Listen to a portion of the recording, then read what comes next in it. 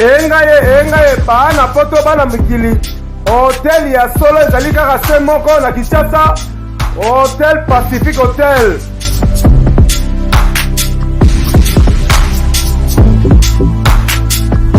Ezali na balabala ya kitoko Kabamba Wangata, précisément na avenue Luvungi numéro 146 na commune ya Kinshasa.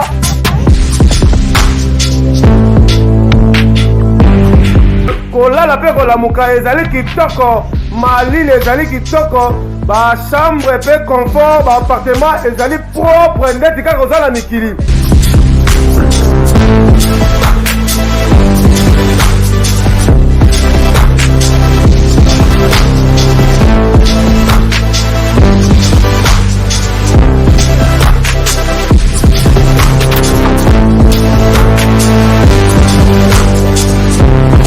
Kuna kolia cuisine africaine, cuisine européenne.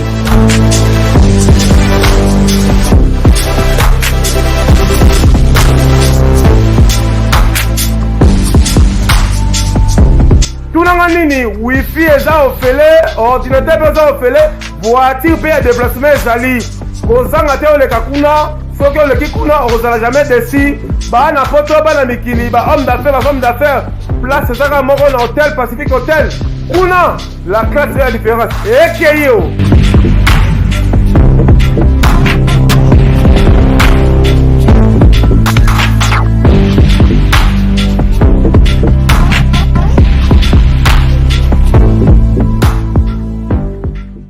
Oui, bonjour très chers internautes de la www.bancatv.com.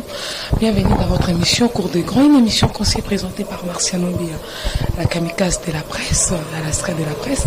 Quand on a vu que jet privé nanga, ce qui dit, c'est que vraiment actualité ça, c'est important qu'on nous allé. Le jet privé nanga qui dit pas un grand journaliste Daniel, ou azali le patron de la site Bio News TV, on est toujours solo là, Mamoubele. Affaire arrestation naé et toujours le bela convocation aux autres circuler trop dans ma page puis dans internet mon baquet parce que ngaba kangisaye affaire il y a vol il y a film et un bout de litoyer comme producteur paye le théâtre tout et ça non ni toujours éclaircissement mais on sait pas ne peut tout le bela actualité pour les régner mikolo pe na ndenge ba marche et salamaki il y a IDPS na parlement tout y bape et tant que grand journaliste penser naé puis analyse il peut faire là-dessus. Bonjour Daniel. Bonjour Marcia. Comment ça va? Oui, bien par la grâce de Dieu. Et Dieu fait grâce toujours mollo. Au rythme toujours il y a pays et au rythme il y a actualité de soir. Ça va? Ah oui, très chic vraiment et merci beaucoup. C'est bien. Ah oui, Nasr, que je lis à ta là, chérie annonce. Tu vas comprendre que c'est juste un compliment. Compliment plutôt. À mon frère parce qu'il est trop chic, à son gros père doublé. Et ça lui vient, futur.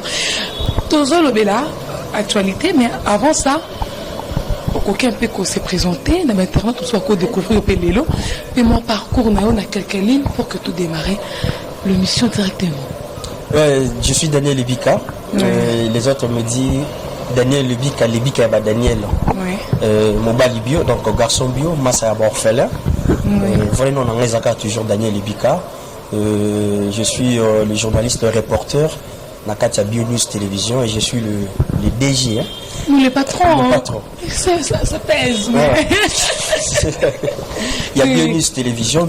Nous évoluons ici à la ville province de Kinshasa, capitale de la République démocratique du Congo, Owapi. Toujours Moussa Nabiso. Pendant le moi parcours, on a eu à commencer déjà dans la télé locale. Avant d'entrer dans internet, tous les qui Congo Web, Force One, avec notre diplôme Jay-Z, tous les qui là-bas. Télévision, chaîne Congo, pour y avoir un internet vraiment. Bon, en fait, ils ont pour ça dans la pété. Ils ont pour ça dans la pété. Les jours où petit dans l'année moutou, après ça, pour ça, voilà. Est-ce que la vie sur lui et aux alaboués la peine à douter donc ça va pas de problème tout mais quand tout ça là si tu mais qui a monté lilo mais tu comment évoluer tous les cas na chaîne noire ninka izalaka et après quand tu es embrasser le monde des internet quand comme internet du coup d'abord nous travaillons peine oui la chaîne tu sais avec le patron de la chaîne ninka ezalaka so koto boyokani te boye mais eza na chaîne moko na leka na internet oyo lelo toyaka na barelation malamu eza Congo Show télévision. Congo Show eza ya babrazzavilleoise sœur na ngai Missy Soldat na Morgan de Mapinda les grands réalisateurs ni bango mibale wana to bando tambulisa masolo makambo ndenge andokende soye ka séparation ezalaka nango kaka nina yaki sur place donc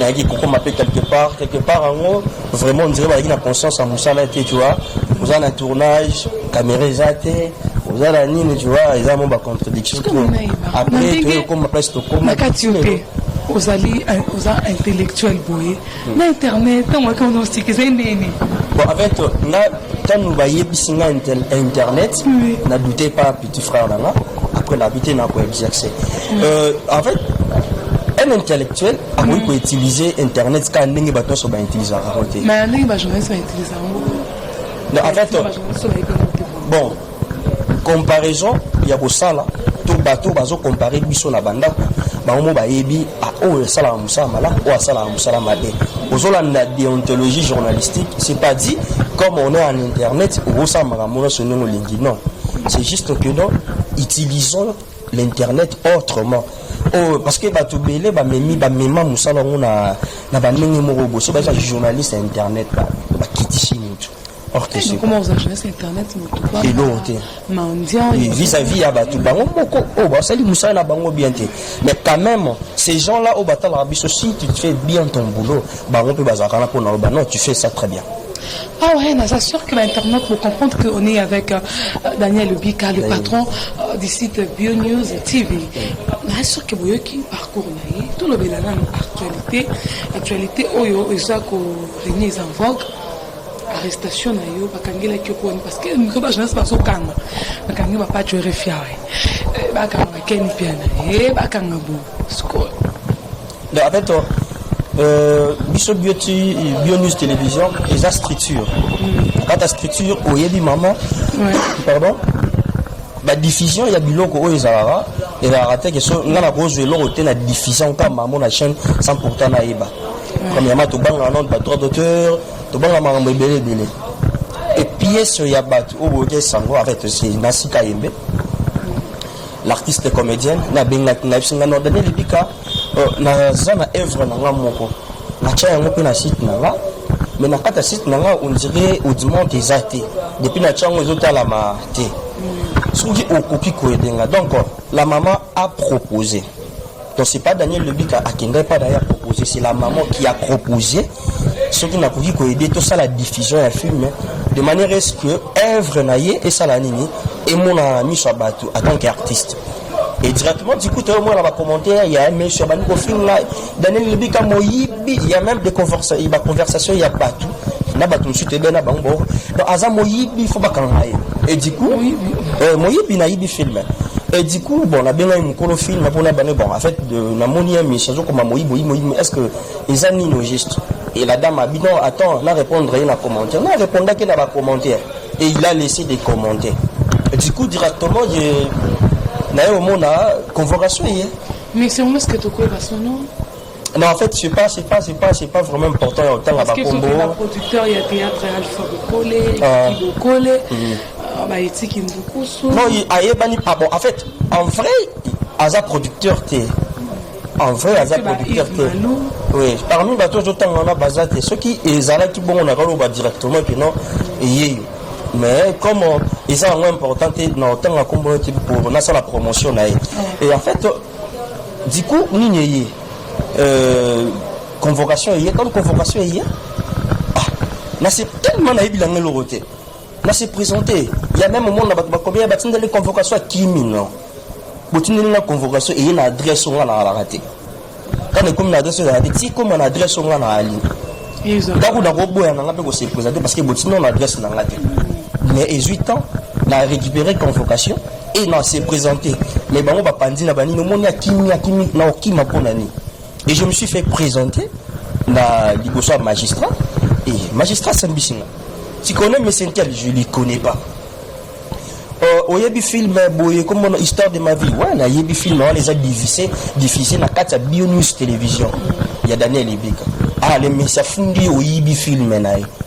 Nabi, oh, on a Ibi film naï. T'es na Ibi film naï, t'es. Film wana, na Ibi mouko nango, oh, yo appelle ça qu'il a. Ah, mouko nango nan. Je le dis clair. Mouko nango nasika yembe. Mais les messieurs partout ont publié Daniel Ebika Moïbi. Ils avaient qu'au salir quand même. Oui, les messieurs. Un grand homme comme ça, plus journaliste, 4e pouvoir. Oui, le messieurs se permet, au final, Moïbi. Et du coup, bon, la Sambi, le magistrat m'a dit, est-ce qu'il y a une possibilité d'envoyer la biso comme film? Maintenant, il y a possibilité d'envoyer la biso. Même quand sur le PC, on a bima, on a des joyeux, on a des joyeux. Oh non, c'est déjà l'air, on a il y a un lobby. Directement, j'ai appelé Nassi, Nassi a dit non, Dan, on parle de nous. Nassi a se présenter à Sambi. Film. Et du coup, il fallait tout ça la confrontation directe.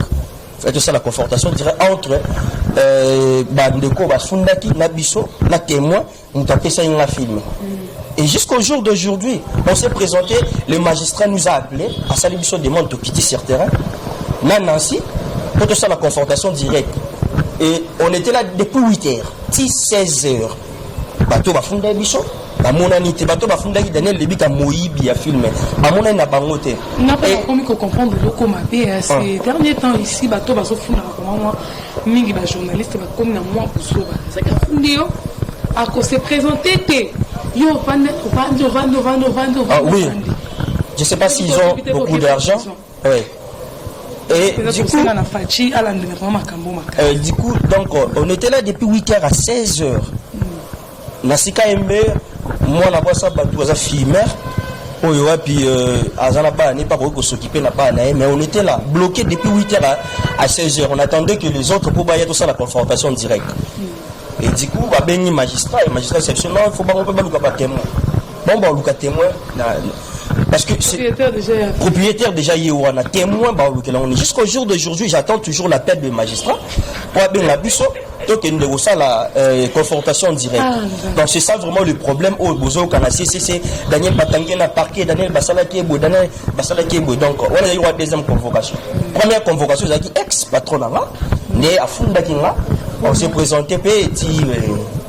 Apparemment, on va faire autre jalousie ou bien une autre. Bon, moi, si je me pose des questions, c'est par rapport à quoi? Parce que maintenant, ça peut pas problème. Bon, moi, je dirais ceci. Parce que moi, je suis le fils aîné d'une famille et je suis l'enfant d'un serviteur de Dieu. C'est qu'on m'a appris depuis les Kodim que justice est à Nzambi. Si je suis chrétien. Parce que, moi, je suis Nazar. Et ça, là, tu belé, tu vas savoir ma bé. Tu belé, petit, tu n'as pas d'argent. Moi, je n'ai pas d'argent. Mais quand même, mais quand même, tu sens vraiment ceux qui m'ont tassé le problème. Aux autres, les mawa. Aux autres, les mawa, tu laisses aussi. Bon, moi je sais pas. Mais moi, ce que je sais, à chaque fois, je suis dans le tribunal. Mon père est pasteur à Bengala, viens, tout bonne. Justice est à Nzambe, vengeance est à Nzambe, pour justice est à l'autre. Pour négocier, même avocat n'a pas pu corrompre. Même le magistrat, mais est-ce qu'on a encore corrompre Nzambe? Tout le monde a compris. Voilà pourquoi Bichot te narre toujours pas Nzambe. Mais tout est bien, malgré les attaques. Ça prouve que non, il y a quelque chose de bien, il y a quelque chose qui marche. Voilà pourquoi les gens battent Nissou et pas là. On pense que les acquis bon monter, nous qu'on fait le bara, mais Baloubela y pété. Voilà.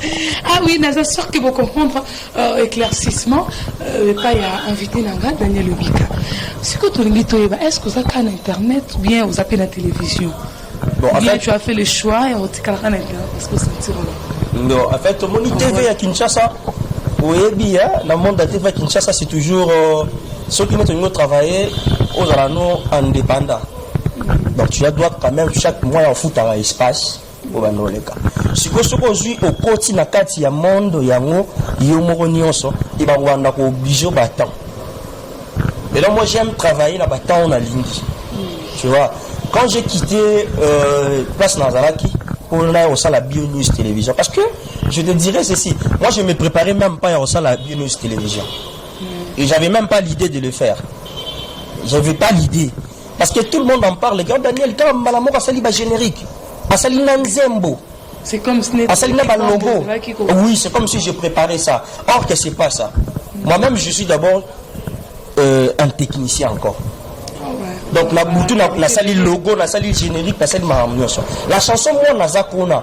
Parce qu'il y a une chanson où il y a chaîne, moi Nazakona clip là on peut aussi la toko ça vient déjà. Et ça la chanson à mon frère, à moi. Là écoute on va obéir comme que moi je suis enfant et comment l'ami des orphelins, Massa orphelin. J'ai entendu la chanson. Nathalie continue à dire mon avis non. Là vraiment il tamboula bien à maman ça. Ni na bisi maman de onanga et directement na la salle voix. Voir où tu as essayé na sœur ngam na imba na sœur. C'est que aux la qualité de l'os appelé musicien, tu chantes bien. Ouais, je chante, moi je chantais à l'église premièrement. Na to occupé ko découvrir yo na facette sonate pour que l'internet comme ça éviter ba y banco quand même. Ah Marcia. Il y a une chanson, il y a Mike Flore. Soki na bandi kokoma makasa no somo kile kosila nkolo bosali ezebele shilo apanga na mona banguna minene miyibi minene kobongola mitema kokoma basali na yo shilo yawe yawe aira emba yo ndenge ninyo shilo amira bagwe savoir sur le trône me rassure Seigneur. Surtout na yebi ofanda kaka po katama kambona ngaite. Asokanga te po katali kambona ngankolo. Mingi na yebi ozala kanaka ya basantu. Yango soki mokili ekozala na besoin ya vinanga. Le sujet que le trône soit occupé par Jésus. Par Jésus, oh Jésus, oh.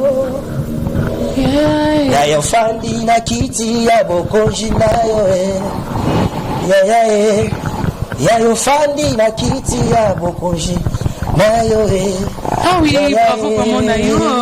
Pourquoi pas? Pourquoi le capé producteur puis à produire yo comme tu chantes bien aussi. En fait, ou bien on ça banze mon copé tellement on a le site déjà ils ont la buzz tout ça. Il y a aussi des chansons on a comara déjà. Oui.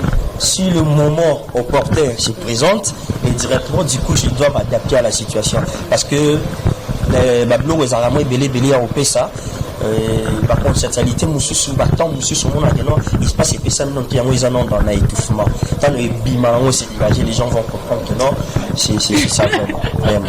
C'est vraiment très intéressant de t'attendre chanter et ça nous vraiment bien nayoki et kitoko. Ce que tu le bela actualité et tant que journaliste professionnel aux 8 ans mille dans les médias événement ou cas lobby et manifestation et IDPS, quel est ton point de vue sur ça?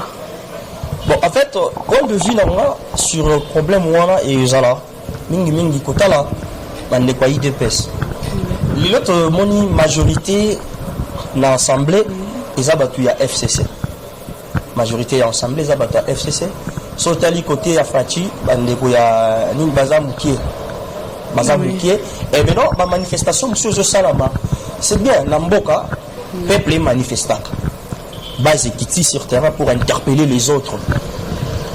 Toute autorité vient de Dieu.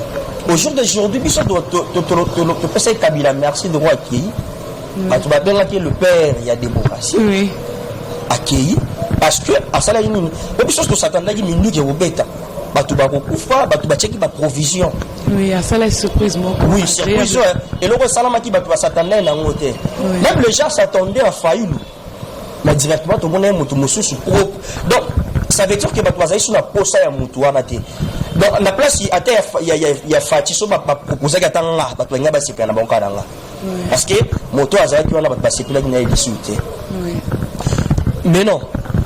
Le respect à chef de l'État. Nous tournons sur fois sa chef de l'État du Mémia. Parce que c'est lui, le galant de la nation. Galant de la nation, il faut tout faire ça y est nioso o esengeli le coup nioso li même. Apparemment les gens changent vraiment quoi ma propos Nabango envers Félix Tshisekedi, qui est le président de la République actuelle. Avant, tout le monde était. Bon, les à-propos, bien sûr, Massia, parce que. Qui contraignait, l'opposition, tout ça, qui se marquait dans les raïs. Mais les gens sont commis. Non, au jour d'aujourd'hui. Le chef de l'État. Les gens disent ça toujours. Mais il faut aussi comprendre. Tout le monde dit rigueur, moussous, batena, on manque. Les lots, tu es bibala, mi bague, ce soit zone, moi si. Après, la stratégie, moussous. Et or que Nassimano, moi, ça me tourne à dire, il y a Jonathan Andarouya. Tu vois? Donc, tu vois, maintenant, c'était juste pour Anini. Ah, mais qu'à rejoigner. Quand on a rejoigné, après, ce qu'on va s'engager. C'est comme ça. Les gens pensent quand même non, Félix travaille avec M. Kabila, comme ça, non. Peut-être qu'il y a aussi des stratégies. Il y a aussi des contrats où M. Kabila, ça là, il faut, Félix, ça la continuité là.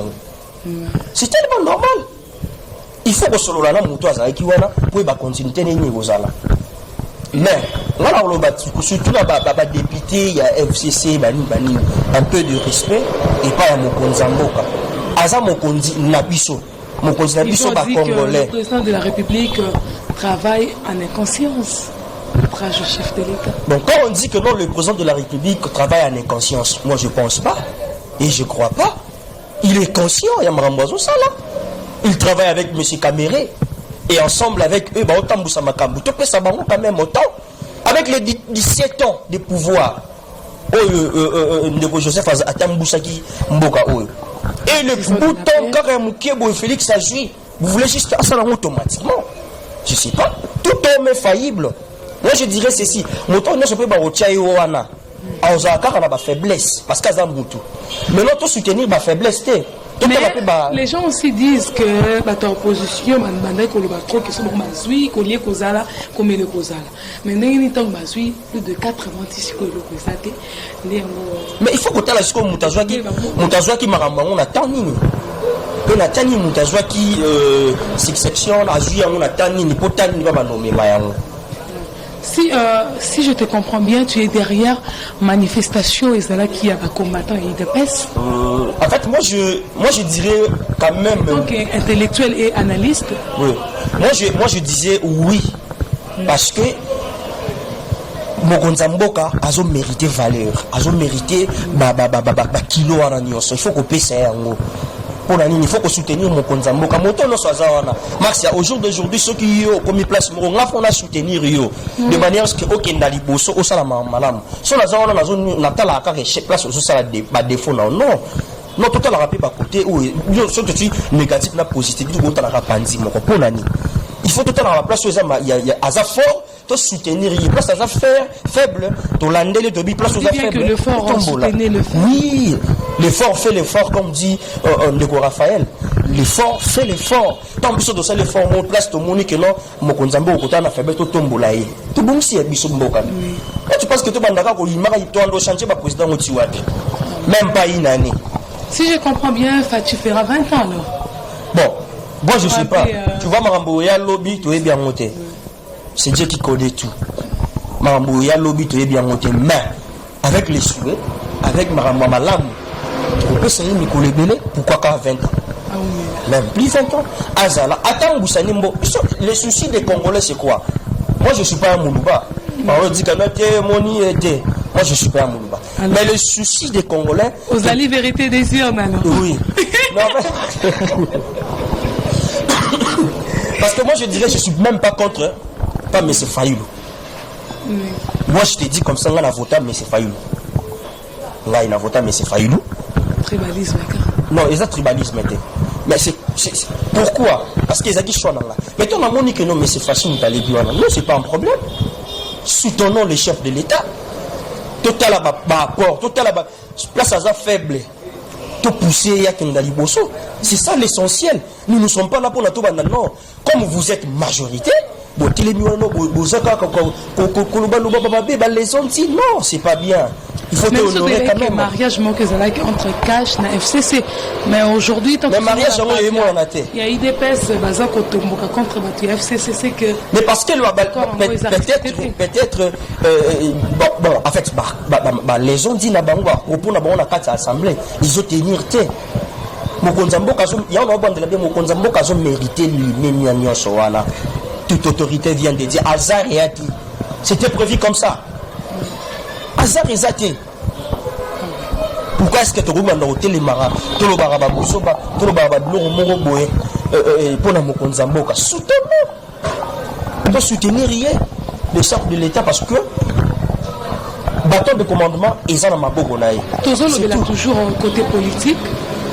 Pourquoi le banine analyse ni au sala en tant qu'intellectuel nege bache que papa na biso Etienne Tshisekedi azala héros national. Est-ce que azo valé ou bien après qu'on peut titre sous on est à côté c'est héros national pour ça la venir moko Tshisekedi va s'arrêter wana ou bien va conseiller. En fait wana Max il faut maintenant vérifier la chancelier des ordres nationaux. Bangone pesaka ba renomaka ba pesaka ba standing wana ba niveau wana ko mutazala héros ba pesa ba blocage ko faut kotala na ba ligne par rapport ya ba mikanda na ba blola ba sala nani na ko ko ma héros. Donc il faut rouler là.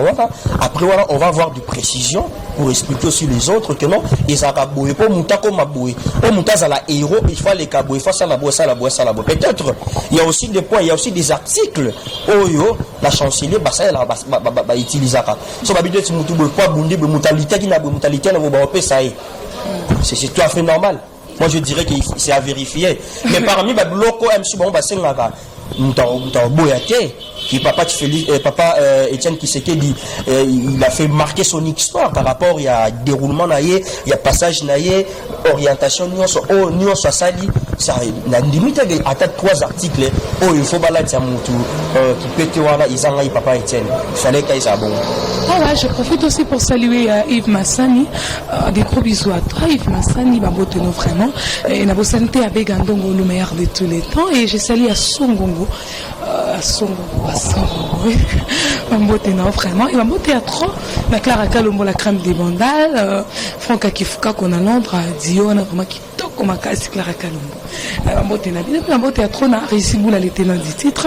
Tout comme à la fin, il y a une émission presque à la fin, disons.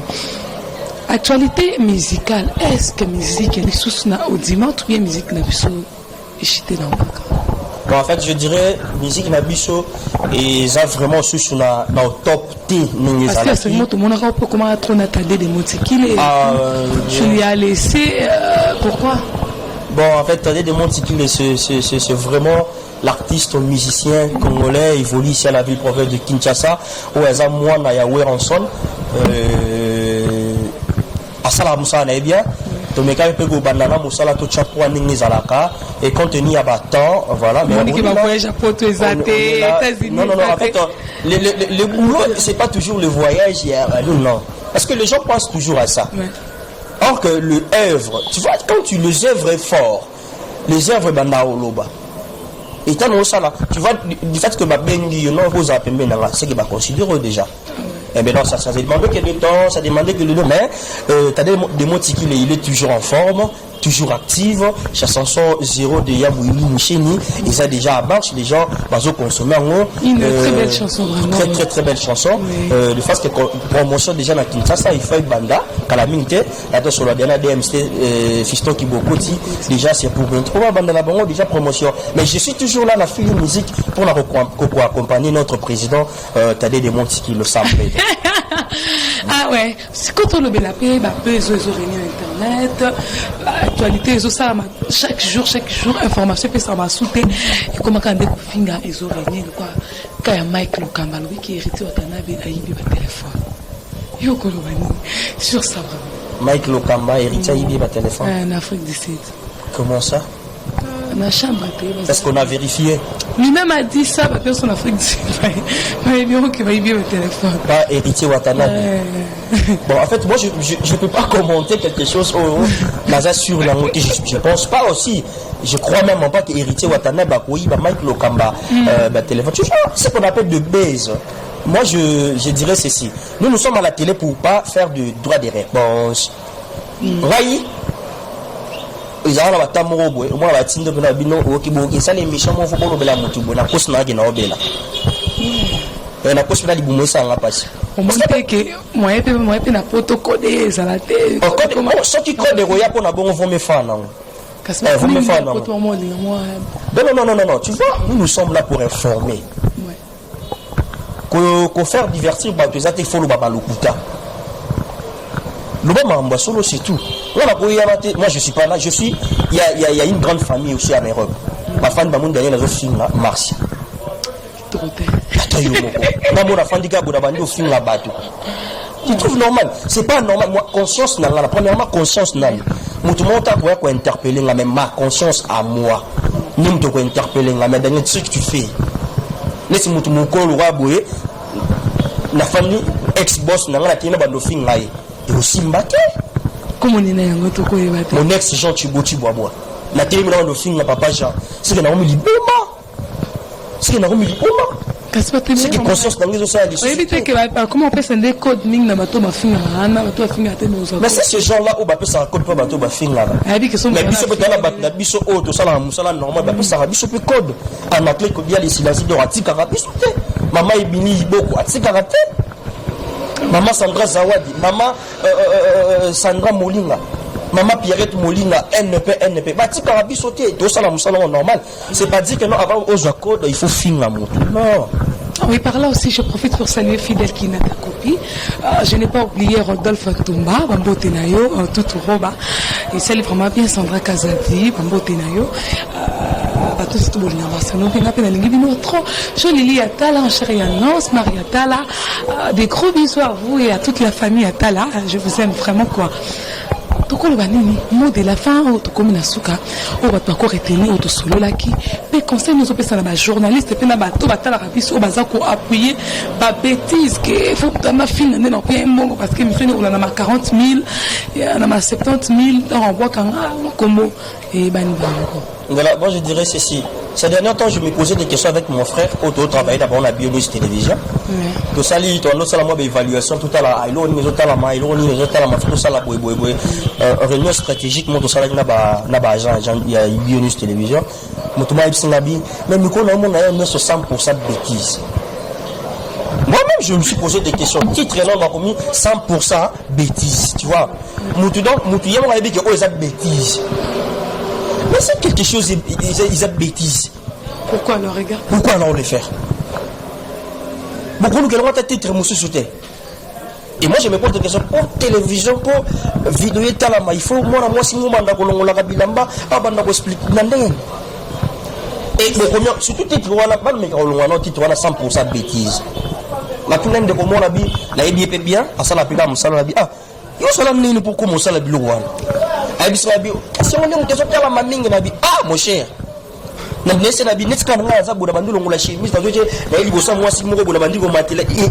qu'ils ont un sens? Tu vois, aujourd'hui, tu vois, et rattraper le lobby. Ça va nous rattraper. Bon, donc, on a supprimer la vidéo. Tu sais, aujourd'hui, le chef de l'État, il est le chef, le garant de la nation. Tu sais que Mme Bloss, ça là, la jeunesse est rattrapée. Alors, regrettez pas là-haut. Voilà pourquoi dans la vie, dans nos autres là, il faut que nous ça là, il faut la salaté. Parce qu'on ne sait jamais ni comme la lobby. Lobby peut-être n'a commis ministre. Moi Daniel n'a pas ça la sogi sans tabou. 100% bêtise, mais la commis sikoyo, la commis ministre. Nous avons assouli la commis ministre, la commis travailler dans le gouvernement. 100% bêtise. C'est 100% bêtise. Et tu vois pas que nous le passé dans le présent. Non, regretter comme on l'a dit, ça outrage. Montage, non. Il faut se servir dans ma maman. Lobby ralelo. Si tu sais comment préparer aujourd'hui, c'est pour ton demain. Et le demain, c'est aujourd'hui. et la mabala ta lobby ba sur la on lobby na tongo te faut sur la on lelo kauka pour la tongo lobby. Ah oui, merci vraiment Nayona Toko s'est levé pour mettre fin dans cette émission. Merci vraiment Daniel Lebika, tu étais disponible à passer à l'émission. Merci à trop d'avoir internaute de ceux qui branchés connectés dans Banca TV. Nous on sait à la bino kaka pour s'abonner belé et ça va vraiment bien et à mot de la fin, n'a pas fan Nayo et puis n'a pas tout attendu dans Banca TV au lobby. Voilà, le téléspectateur de Banca TV. Je suis Daniel Lebika. Banca, ok. Il y a mauvais patch RFI depuis Minza. Minza, donc il y a tant. Je soutiendrai toujours avec le bon boulot que ça fait quand même bien. Évolue toujours comme ça. Nous sommes au BioNews Télévision, Daniel Lebika. Donc on va nous sur la Banca. S'il faut qu'on s'abonne puis la BioNews Télévision les amalamu na lobaka ki musa malamu na biso to sala tout ça surtout continuer en sala on malamu émission 100% bêtise bon avec l'émission 100% bêtise on les a ba pour ça la bango ba to be balinga bango bon continuer au linga bango bongo mais il faut juste que ça on va conseiller même le titre même ligne parce que moi chez moi je respecte le titre si je parle avec toi mamu na lobi on en commun. C'est par rapport il y a on a ébissa même on va technicien nazala te nazaki na Kenya na tiki na bino émission sur côté la qualité na bi ah OK c'est bon fongola c'est juste pour respecter aussi ces grands messieurs ces grandes dames ozozanga la vie ça pour ça bêtise n'était quoi tozanga ba vite les gens vont tuer na mamuto ça là-bas au talabiso surtout 5 personnes y a malonga ba talibiso ba jupe message c'est important que 1000 personnes ba talibiso pour la sentiment tu fais les nécessaires c'est ça. Ah oui, merci vraiment d'être disponible. Quelques dédicaces. Oui, je dirais un grand merci à Lina Discount Mavinga. Depuis quelque part, vous me suivez avec attention soutenue. Merci aussi à Célie qu'on appelle Anaclé Claudia, les silences d'or. Notre vieille, merci depuis quelque part. Et pourquoi pas aussi dire un grand merci à notre maman. Elle s'appelle Maman Émilie Boko depuis Paris. Merci d'être là, scotché branché. Baka, on doit s'abonner. Merci aussi à maman, elle s'appelle Sandra Zawadi. Merci Maman Sandra Zawadi depuis quelque part. Et un bibiso. Ils ont une maison d'habillement. Il y a Maman Émilie Iboko. Ah oui, Maman Émilie, maman depuis Paris. Donc, ceux qui m'ont sous moi, il y a bien beau, c'est parce que maman Emilie a dit un mot. Maman va solo la bien, mais papa ne va solo la bien. Donc vraiment c'est ça. Un grand merci à Clary Coutou et papa Tracy Adongo. On est ensemble, il n'y a pas de souci. Merci pour votre invitation, ça fait quand même bien. Merci vraiment d'être disponible, oui. C'est mon frère quoi. Oui, on est ensemble, il n'y a pas de souci. Et surtout que tous ensemble pour un seul beat. Ouais. Donner les informations en temps réel. Oui, c'est ça. C'est ça être professionnel. Sans bêtises. Et ça dit vraiment bien Nayo. Et merci trop d'avoir nous qui branché. J'ai dédié cette émission à mon fils Faustino. L'amour des mamans, la joie des mamans et je sais pas quoi dire. Un beau théâtre on a Riziboula les ténors du titre. J'ai sali Abegandongo le meilleur de tous les temps. Un beau théâtre on a Songongo le futur papa m'a pas ça. Déjà bénédiction là tango zoya. Et ça va jamais ma personne de mabe ou à gratter que alors ça nous bien sur la vie n'est bien quoi beauté il y a trois Songongo et beauté trop na Yves Massan est toujours spécial il reste toujours spécial quoi na passé un gros bisou na César il est là le patron de ici à faire Karwesh je pense bien maintenant je l'ai bien prononcé hein ici à faire Karwesh et bye à la prochaine avec mon invité je pense bien. Merci beaucoup. Il est déjà le bienvenu dans Banca TV pour nous découvrir puisque nous avons un sujet pour nous analyser. Merci beaucoup. Bye. Bye. Ok.